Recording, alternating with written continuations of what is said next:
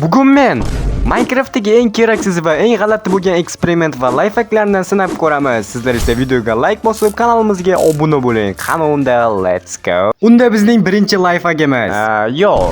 Eksperimentimiz. Doimgidek strukturani qurib olamiz. Men strukturani qurgunimcha sizlar videoga like bosinglar va kanalimizga obuna bo'linglar. Chunki bizning keyingi maqsadimiz 10 ming obunachi. Xullas, mana buni shunday qo'yib olasiz va hozir buni rangini o'zgartirishga o'rgataman. Agar siz buni bilsangiz, sizga plus 1000 aura. Xullas, mana shu yerdagi turli xil rangli derazalarni olamiz. Okay, men o'sha derazalarni olib bo'ldim. Xullas, o'tirgan holatda mana shunday qo'yasizlar va ko'rganinglardek buni rangi o'zgardi va boshqa derazalarni qo'ysanglar ham buni rangi o'zgaradi. Qanday deraza qo'ysangiz shunday rangi o'zgaradi. Misol uchun sariq chiroyli bo'lar ekan, lekin sariq rangi.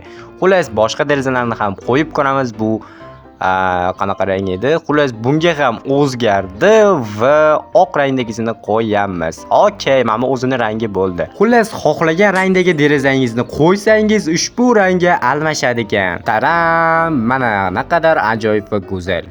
Yo bola, nihoyat qo'ylarni topdim. Ana endi o'zimga yotoq qasasam bo'ladi.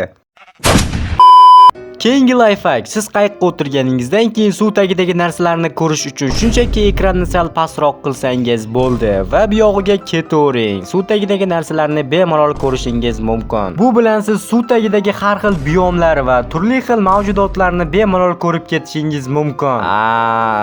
Lekin bu lifehack o'zi kimgadir kerakmi, yo'qmi bilmadim. Va men nima uchun haligacha kreativ rejimda suzib yuribman?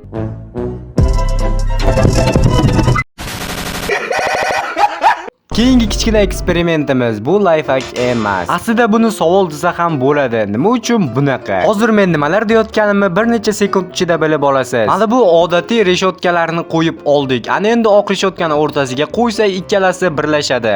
Ana endi bunisini qo'yib ko'rsak ham bular birlashadi. Xo'p, ana endi uchinchisini ham qo'yib ko'ramiz va bular birlashdi. Hattoki mana bunisi ham birlashadi.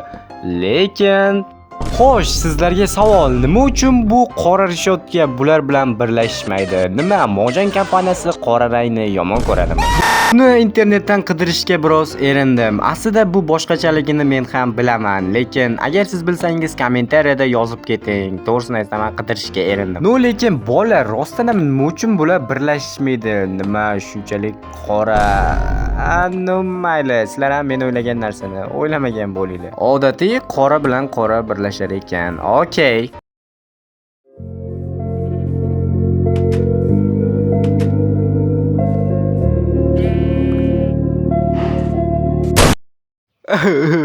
Siz yaxshi go'lim edi.